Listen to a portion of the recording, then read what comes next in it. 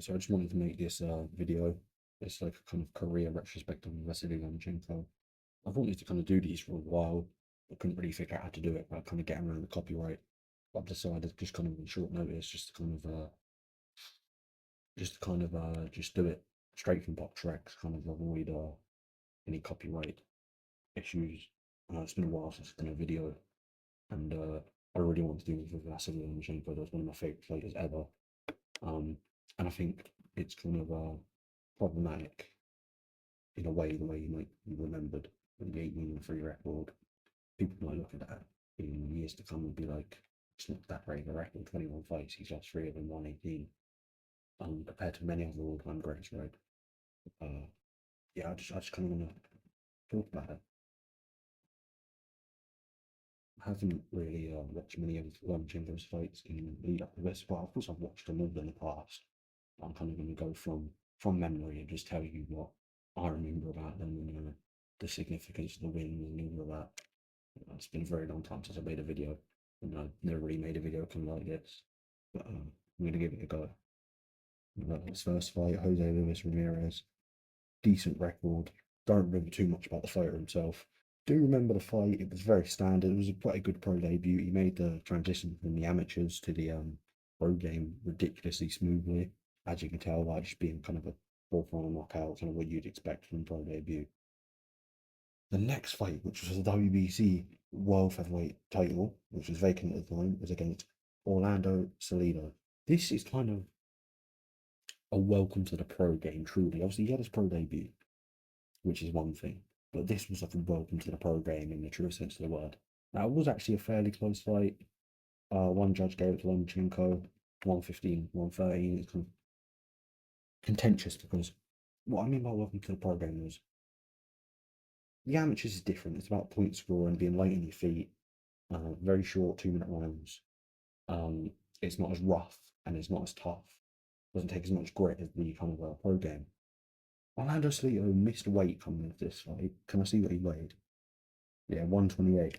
He kind of missed weight in this fight, and he made it a very, very dirty fight with Lomachenko, which is obviously something Lomachenko it wouldn't be quite used to. He fought dirty. Um, he fought dirty, and that's kind of what happens in the pro game, right? More than the amateurs. If you have some dirty fighters in the amateurs, of course, dirty things happen. But in the pro game, it is kind of more rampant, shall we say? Um, and yeah, that was kind of Lomachenko as well. But it was a split decision. Um, I don't really remember if you can give Lomachenko the fight, but it was a split decision. It was close. It was competitive, as you would expect from a guy as skilled as Lomachenko. But Salido opened his eyes to the world of pro boxing, let's say. Moving on, we had his fight against Gary Allen Russell Jr., which was a win by majority decision. Yeah, this is where he won WBO World Featherweight title because obviously Salido didn't win it. This is where he won it. Incredible achievement, right? World title in his third pro fight. Um, I don't think that's unheard of. Someone's won it in his second pro fight, I believe. I don't exactly remember who, but someone has won it in his second pro fight. I feel like I remember that somewhere. I don't really remember much about this kind of early part of his career. Nicholas Walters, I remember very well. Wasn't he a Jamaican fighter? He's a Jamaican fighter, right? Yeah, Nicholas Walters. 29 2 and 1 currently. Both his losses by knockout, kind of. He quit in his fight, which is where Lomachenko earned his reputation as Nomaschenko, which people were calling him at the time, because he was just making everyone quit. Yeah, I remember Nicholas Walters, because he had the Lomachenko fight in 2016, retired, didn't fight for years until coming back in 2023, where he had 3 wins, 2 by unanimous decision, 1 by TKO in 2 rounds, and he's lost his most recent fight by, it looks like, quitting again, or maybe he's pulled from the corner. But yeah, wasn't a clean knockout. Yeah, that's just very weird. He kind of retired for a few years and came back, which is very, very bizarre. Kind of, I don't know why you do that. I remember that fight very well. Lomachenko just kind of, the thing with Lomachenko was He was obviously an incredibly well conditioned athlete, with great footwork and great angles. Which just this guy isn't even in front of me and he's hitting me from all these, and then people just were like, I'm not hitting him. What's the point? Jason Sosa also made him quit. This was just a run he went on where he was making guys quit. See, Rigondeaux I remember very well. I saying I liked Rigondeaux was wrong because I thought I like what's good for boxing, and his style was painfully. I think he still fights, but you won't just catch him on a big show ever again. Uh, yeah, he still fights super patent. 44. He fought this? Well, he fought in November of 2024. Yeah, he wasn't good for the sport in terms of commercial sense, but he was fucking phenomenally skilled. Phenomenally skilled. Probably one of the best Cuban boxers ever. Phenomenally skilled. Fucking fantastic. His balance, his like balance and ability to keep shape was insane. That's the two things that stuck out to me. Of course, his footwork, his distance management. He was good. What I remember about this fight was Lomachenko just kind of how I saw it was he smothered him. He gave him no room to work. Rigondeaux liked working from space. Um, he didn't like he didn't want to get hit basically. He liked working from space, and Loma gave him no space to work. And when he did try and get away, Lomachenko was able to come in at an angle so he couldn't hit him, and his feet were quick enough to keep up for him, which was very rare against Rigondeaux. One thing to be mentioned is Rigondeaux did come up like 2 weight classes for this fight. Um, but yeah, see, like Rigondeaux lost 1 point around six for holding. He was holding like 'cause he just didn't know what to do on the inside. He liked something wrong. Yeah, Rigondeaux was a good fighter, man. Really good fighter. But in terms of the uh the commercial appeal of him and putting him on big shows, fucking dreadful. I remember when he won the title against Nino Donan. Now it's a performance you can really appreciate as a boxing purist, which I do. And I appreciate the skill and the dedication and all it took to kind of get to that level. But it's fucking dreadful commercially, right? You can't. How do you promote a guy like that? He does get some knockouts, and he does hit decently hard. Like how many knockouts does he have in his 16 out of 23 fights? See, that's not too bad. But the ones where he didn't get knockouts were something. But he was a decent counter puncher and he could put you out. But if that guy isn't doing that most times out, like a Gervonta Davis, for example, because Gervonta Davis ain't entertaining. We saw what happened when Gervonta Davis had a guy who could kind of neutralize his power against Lemon Roach. Fucking dreadful fight. He does nothing until he gets the shot, finds the shot, and he does find the shot. Believe it or not, he does, but he's not that entertaining at all. Then, like, I do wonder how many of the Gervonta Davis fans rewatch Gervonta Davis's fights. They're not. There's a few. Like, the Pitbull fight was very good. The Rolly Romero fight was meh. The Ryan Garcia fight was meh. Like it was pretty good. It's not that great. Anyway, yeah, that's what I remember about Rigondeaux and Lomachenko. It was a big fight at the time. Um, obviously he was undefeated. He was 17-0. Obviously, also at this point, Lomachenko had gone from feather up to super featherweight, and I will get into this later. Um, next up, Jorge Linares, who a lot of people might know now for kind of having for being kind of lackluster in his 47-9, and he lost his last couple of fights, didn't he? Yeah, he lost to Haney. Yeah, he lost to Jack Carroll. Yeah, I remember that fight. It was in Madison Square Garden. Lomachenko knocked him out in 10 rounds, TKO. But not Rigondeaux. Linares was the first man to drop him in round six, which was a big deal at the time because Lomachenko had, by the way, looked invincible. But other than the Salido fight, where it's understandable because he's new to the pro game, and it was kind of that kind of fight, he had looked unstoppable. Like I said, he was just on a run of making people quit, like a 4 fight run of making people quit. It was It was really something special. But yeah, he was kind of the first man to show that Lomachenko was human and was vulnerable. And that's exactly what he did. He dropped him in round six. But like I said, with Lomachenko, such a good fighter, man. So good. He just had a tool bag to reach into and just grab stuff from, which all the great fighters have, right? They have just like Floyd, for example. Floyd would figure you out. Floyd just had a deep bag of skills, which only comes with experience, right? What was Vasilliy Lomachenko's amateur record? 265 and one, I think. It was something hundred, like, it was in the hundreds and one. Only one loss in his act. That's unheard of. That'll never be done again. I swear to God, no one will ever get that many amateur fights in one loss ever again. I do not believe it. No way.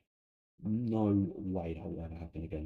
That's an unbelievable thing. He has four losses in his entire boxing career, and they're quite contentious. And he avenged that amateur loss about four times, by the way. Unbelievable stuff. Yeah, that's what I remember about that fight. That was an incredible fight, and an incredible moment. Jose Petraza, he was very useful in his day. Who had he lost to at that time? Yeah, his career's looking rough. 7 losses now. Let's see who's lost to. Okay, yeah, I didn't know if the Javante Davis. Yeah, he lost to Javante Davis. It's one of Javante Davis's better wins, actually. Yeah, he lost to Javante Davis. This was around the time Mayweather didn't really want Javante to fight, not Petraza, Loma, because he would have got beat. He would have. I'll get into that more later, but he would have got beat. It's plain as simple. That's why you don't fight someone. It's because you know you can at least get beat, and you're pretty certain that you can get beat. That's why you don't fight someone. Let's be honest.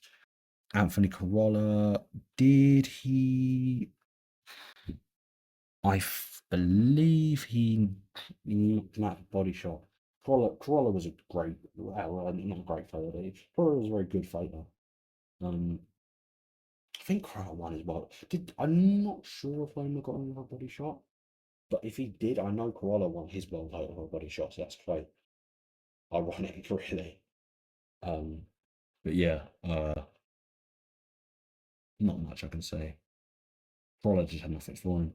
Just wasn't that in comparison to Lomachenko. He's a good fighter, but not Loma's level. Oh, by this point, he had stepped up to lightweight as well, which was against Strider. That's the kind of thing with Lomachenko, and this is what kind of bit him in the arse, was he moved up lightweight just too quickly, and I get why he did it. Because at featherweight and super featherweight, there weren't many options for him. He could have easily become undisputed in both of those divisions. He really could have. But he didn't. And he wanted the kind of bigger fights, I guess. Or because there were no like really great fighters. There was good fighters holding on in those divisions, but there were no really great fighters at the time. The kind of great fighters, big money fights with the greater fighters was lightweight at the time, and kind of stayed that way for a long time. Luke Campbell, yeah, Luke Campbell's one of Britain's better amateurs, but that tells you how good he was. He's probably Britain. He's probably in the top 5 of British amateurs of all time. Number one being like, I don't know, Jason Gavin or something. I don't know. You can make an argument Luke Campbell's one, but number one. But Luke Campbell was a really skilled fighter. Never quite made the world titles. Like never quite won them. Fought for the world title. Obviously against Lomachenko. Never quite won it. But he was a useful pro, very skilled pro, about fringe world level, very useful. But he was a brilliant amateur, and that just tells you how good Lomachenko was there. That a guy with that much experience and that much skill, because he was skilled through Canada, let's be honest. It's not discrediting because he didn't win a world title and he lost a few fights. He was a very skilled operator and very useful. Um, and Loma made him look silly. And now this is the only loss of Lomachenko's career I take really seriously, and even if there's some asterisks to it, was his fight against Teofimo Lopez. Very young Lopez, by the way. He was about 23 at the time. Yeah, Loma just took a very. This is something I noticed in the later half of his career. Took some rounds to get going. Took about half the fight to get going. Literally took about 6 rounds to get going, and he won. from round 6 to about round 11 as well. That's why I say there's asterisks to it, because why didn't you get going earlier? Apparently there was a shoulder injury involved. I unless there's a rematch, I don't take the excuses into account for like injuries, because you can just not fight, right? Like, um, that's why unless there's a rematch going on, I'll be like, oh, if the guy doesn't have a shoulder injury, then they'll get this done. Um, but even then, shoulder injuries, like he did get going at the point in the fight, and he did do some good work, win a good chunk of the fight. So it's bullshit to me. If you've got a shoulder injury and that's the reason you didn't win, just don't fight. Surely you know that's, yeah, silly. But this is the kind of only fight of Loma's career. I think the loss is proper legitimate. The Salido fight, yeah, but he dirty tricks. It's like, you didn't really, you you won the fight, but did you beat him? Because he's like, you're not better than him. Let's be who's better, Salido or Lomachenko? I know Salido won the fight, but come on, if that fight's fair, he didn't get away with the fouls, and I know fouls are part of the game, and they are, so he did win the fight. But if he didn't get away with the fouls and came in and London wins that, to be honest. But it was a valuable thing. I'm glad it happened. It was a valuable thing for his career, right? To have that early in it. But yeah, Teofimo Lopez looked brilliant. Like he's a guy who kind of he's either hot or very very cold. I've noticed with Tio. He had that fight. He lost to Cambosis, which was he was just trying to take Cambosis' head off. Um, and look where Cambosis went after that. He lost to Haney twice.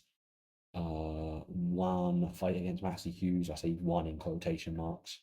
Maxi Hughes is a very useful fighter, but he's about British level. Let's be honest, British level, European, maybe fringe world level, fucking maybe. But I say British level, um, at best.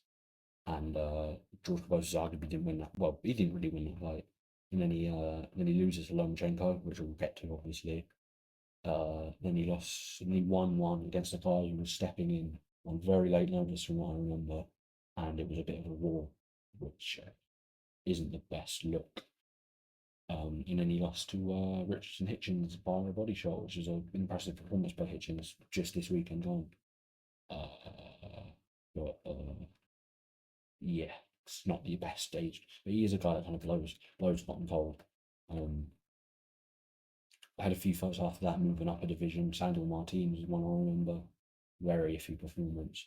And a fight against Josh Taylor. This is kind of before I learned that T.O. had modes. So I picked Josh Taylor to win that fight, thinking Teofimo Lopez, he got to win over Lomachenko, and kind of, I don't know, just kind of lost it after that. So he lost his desire maybe to kind of, maybe subconsciously lost his desire to kind of train as hard and be as motivated as he once was, trying to get into the pinnacle at such a young age. But he looked brilliant against Josh Taylor. It wasn't a masterclass that people say. Josh Taylor had his moments. Josh Taylor was a very good fighter, but brilliant performance. And then he kind of had the fight against Jermaine Ortiz. That was a rough watch as well, because it wasn't a great performance from Jermaine Ortiz. Um, but he didn't look that great. And then he had his fight against Steve Claggett. And that's where I thought it wasn't really a style thing with Tio, it was more of a motivation thing. Um, because Steve Claggett stylistically is quite a good fight for Teofimo Lopez. He's been front footed, aggressive, tough guy, but and Teofimo Lopez is a counter puncher who has respectable power at 140. It's not the best power in the world, it's much better at 35, but respectable power. And didn't look that great in that fight either. Underwhelmed. Won it, but he underwhelmed. And then had a really good performance against Arnold Barboza, who I also picked to beat him. So whenever Tio comes up against a guy who, in my opinion, unless he's a bad stylistic matchup like a mover, this is why I think he should have stayed with Eddie Reynoso, because Eddie Reynoso would have taught him what to do. Very good at teaching fighters to cut the ring off. Reynoso with Blake Camillo and very good teaching the ring general shape. We've got like Frank Sanchez and Drew, who when he's uninjured is very good.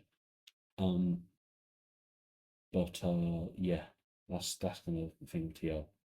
is unless he comes up against Hitchens. I think Hitchens could beat him. I don't know though. Don't know. But I think Hitchens isn't the best fight for him stylistically, but also might not do enough.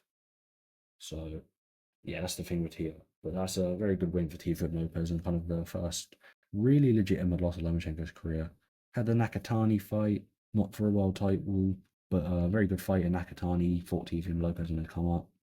Richard Comey, very good, very decent fighter. We're also starting to see there's a down at featherweight and super featherweight. He was kind of stopping guys, making them quit.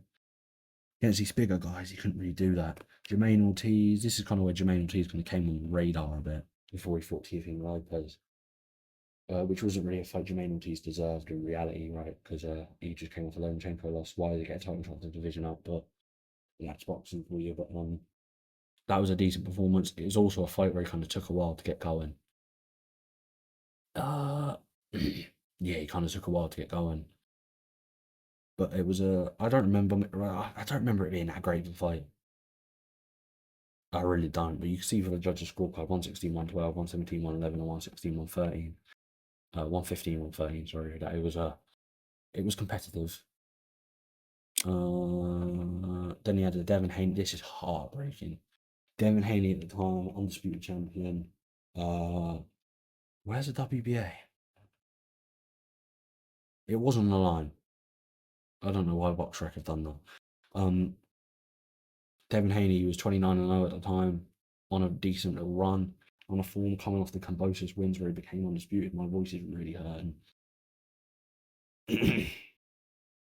But this is kind of Lomachenko's kind of big moment, right? Where he gets to fight for the undisputed. He hadn't fought for the undisputed before, kind of been robbed of the undisputed, and he finally got to fight for it. And the majority consensus on this fight is that Loma won and was completely robbed. I have a different opinion in. I had the same opinion in a different man. I thought it was a good fight. I think this is the best Devin Haney probably looked ever. And I thought Loma looked very good. I think he started decent. He didn't start too great. He still started quite slow, but he made a more decent start than he did in the Tio fight. Only kind of went kind of 3 rounds without kind of gaining any momentum, which is better than fucking 6, right? Um, yeah, it was Devin Haney was doing good work, good jab as always, good shots to the body in that fight. Um, he proved himself to be not just a visually good boxer. Like some guys look at visually, oh, he's a great boxer, and then when he come against someone who's like elite, like a Lomachenko, with all that experience, it's like, oh, oh, maybe you're not, kind of what you've been marketed to be and kind of pushed as and sold yourself as. Um, but Haney proved himself to be good, very effective in them, and Loma being older, still looked good. He was a fucking phenomenal athlete. He kept himself in shape all the time. Um, what I mean by I have a similar opinion to those who say Lundgren goes robbed, but in a different way, is I don't think it was a robbery. I think I watched the fight. I thought it was a very good fight, by the way. Um, it was like a Bivol Vertebeev kind of fight, and I don't mean that in the way it played out. I mean that in a way it was a chess match, but a very entertaining one, where you can really appreciate the skills, and not in a way where you can really appreciate the skills in a way like Rigondeaux, in a way where it's entertaining still. Um, yeah, it didn't kind of reach the commercial appeal then, but it was still, yeah. Well, I don't think you robbed. I rewatched the fight and I scored it a draw personally, but I said if anybody won that, it was Loma. You can't give it to Haney. You can definitely give it to Loma. But I scored it a draw, if that makes sense. So it's not a robbery. Because a robbery is like you blatantly won that clearly and you've been, yeah. It was a little sly, but I'm not a judge. Like I don't know what it's like to judge a fight when you're there in the arena ringside. Like so like the kind of scorecards being 115, 113 there. And 116, 112, which may be a little bit too wide. But them being the scorecard, in my opinion, it probably isn't. isn't any kind of sign of corruption. It's just a slightly bad call from the judges. Um, because Loma, well, because they're seeing the fight differently. At the end of the day, they didn't see the fight how we saw the fight. We watched it on TV, which is arguably probably the best way to watch it. Maybe not if you want like, the atmosphere and that, but if you want to score a fight, it's probably the best way to watch it. I don't know if the judges have monitors ringside where they can watch it. They might do, but some judges might choose to watch it from ringside, like kind of without looking at the monitor. So I don't know, but I think I scored it a draw personally when I last scored it, when I last watched it, which is only the second time I ever watched, second or third time I ever watched it. But if any man won it, it would be Lomachenko, and I can't see an argument for Haney. After that, he took a decently long time off, a year and a month. Okay, yeah, no, he took a year and a month off. Returned in Australia against George Kambosos, who is it was for the IBF world title, by the way, IBF and IBO, but the IBF. It was for the IBF lightweight title. George Kambosos, who is useful. I've used that word quite a bit, but he is useful. He is probably about Thrones World level in reality, but he had a very, very good win straight after Loma beat TL.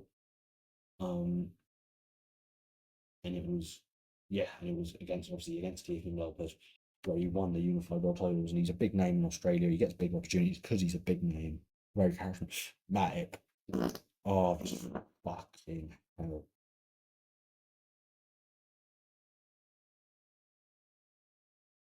Anyway, we're gonna brush over that. Any fucking hell stinks.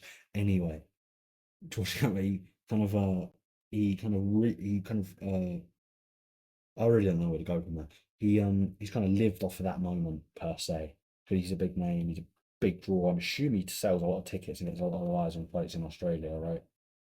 Um, but in reality, was should he have been a unified world champion? Probably not.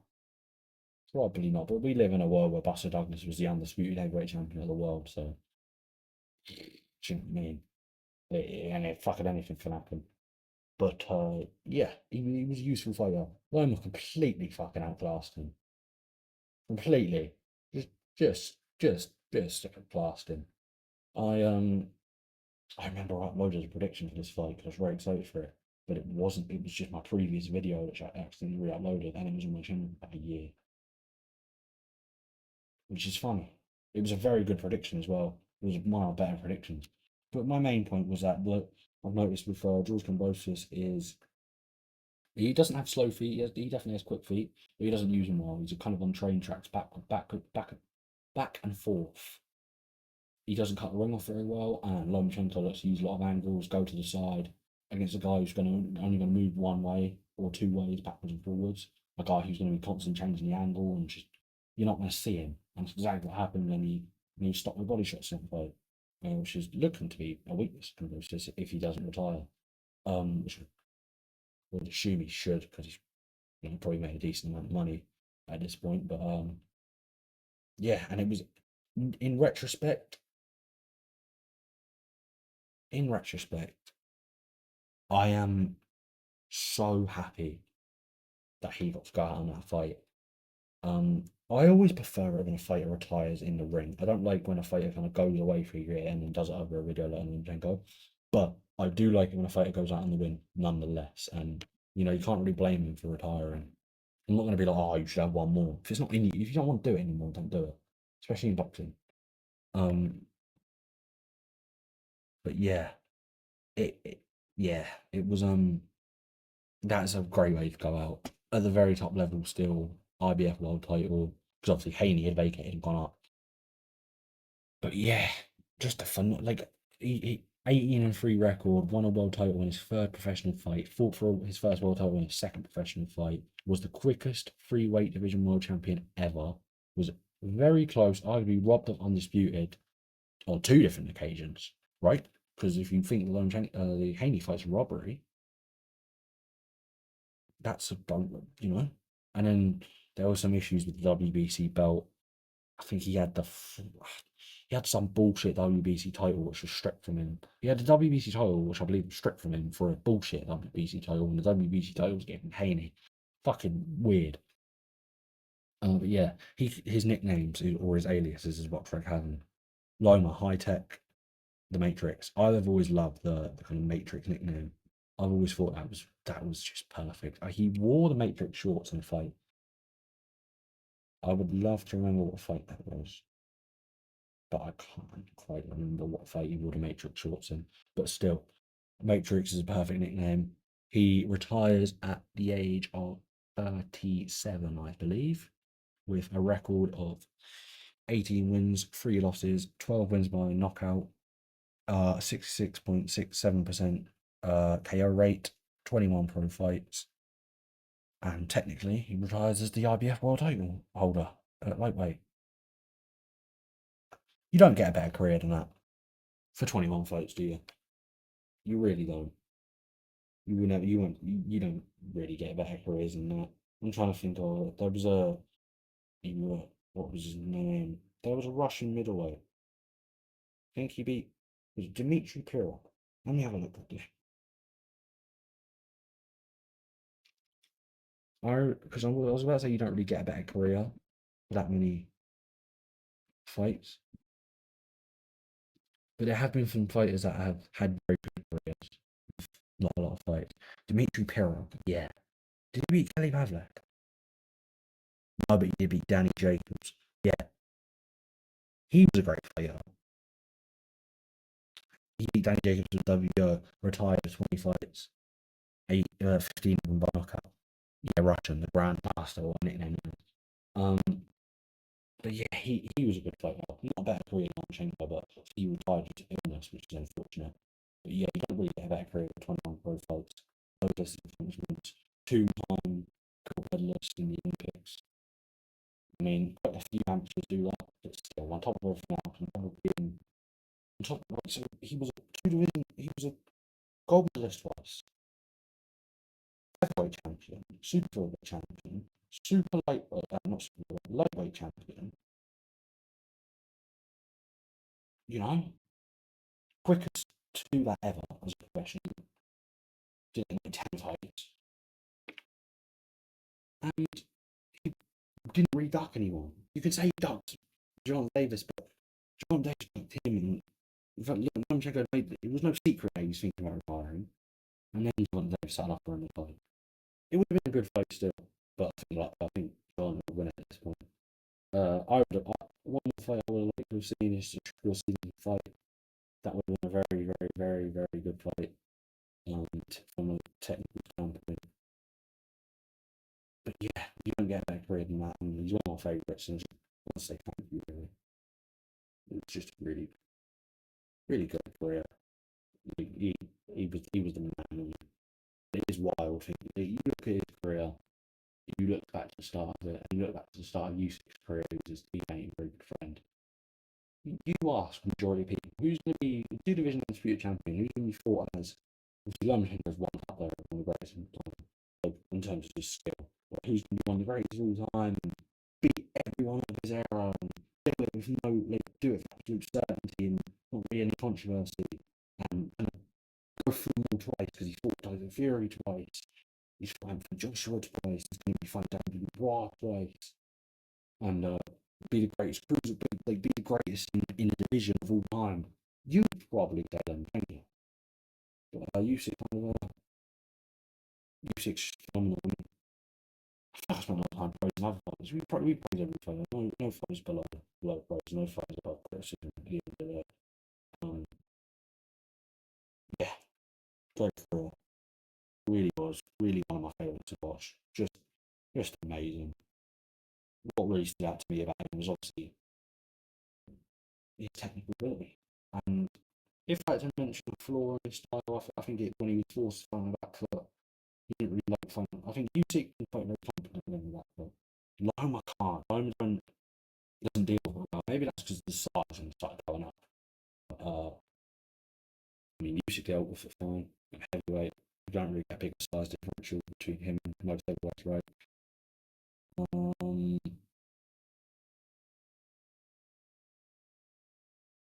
yeah, yeah, you don't, you just don't get a career in that. And yeah, that's one technical flaw I'd have for him. Um, but what really stuck out to me about him was his hand speed was very, very good. He put his punches together very well, throws great through great combinations, picked his shot really well, pain body, had every shot on the arsenal, like I said, big bag of tricks, and his footwork. If I ever have to do one of the videos where I like live out our biggest puncher, best jab, footwork, I'll be the footwork, Lomachenko. Lomachenko. No, like, oh my god, his distance management, his ability to step back out of the way, and then his ability to change the angles, which is something Usyk has, but not at the same level because he's not as quick, of course. But yeah, just one of my favourites. Just a great fighter to study as well. His kind of feint with the lead hand, the way he could kind of neutralise your jab. There's many southpaw. That's an underrated skill, an underrated part of being southpaw. Many people know it can neutralise jab, you don't know why. Kind of that lead hand control, can probe it and get it in the way. It's incredibly useful. Lomachenko and Usyk are masters of that, and feinting to change the levels. Phenomenally skilled. Everyone knows the story about why his footwork is so good, or why his coordination is so good to the point where he can get his footwork to that level. It's because his dad kind of took him out of boxing for a few years and learned to dance, which is funny. It's funny, right? But it's clever. But yeah, I just wanted to make this. Um, I just had to. I just really wanted to. It's a video I really want to make because it's a career I really much appreciate. And I want to make one video for a while. I'm just going to test it out. And I know I've probably spoken not my best at this point. I feel like I've kind of warmed into the video a bit, but there will be more regular uploads. I'll say that a lot. Hopefully there will be. Um, I really want to do one of these on George Foreman. Rest in peace, by the way. I did. I did. George Foreman's a tricky career. Like, I don't think that's a great starting point because there isn't that many fights. It's not like I have something to mention about every fight either. But I had the main one that I did mention. But I really want to do one of these about George Foreman. But it's kind of such a long, storied career. I didn't really. This is dragged on. 37. It's dragged on for 37 minutes. Oh my god. You know, fuck me, I can yap, can't I? Fuck me. Right, I'm gonna end this now. Yeah, see you around. Like and subscribe, I guess, if you want to. Uh, yeah, see you people.